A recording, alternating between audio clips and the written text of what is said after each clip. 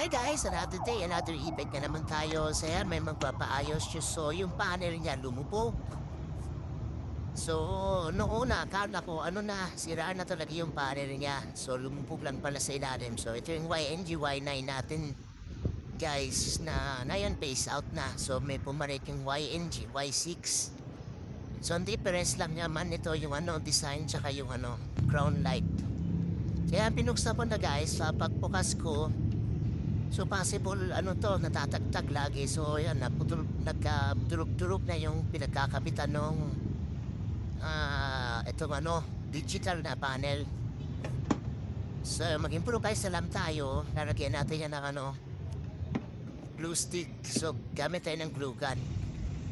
So yan, na-glue gun na natin. So medyo pinapalat po talaga sa gilid kasi kung laging naaalog-alog, so yan, mahuhulog ulit.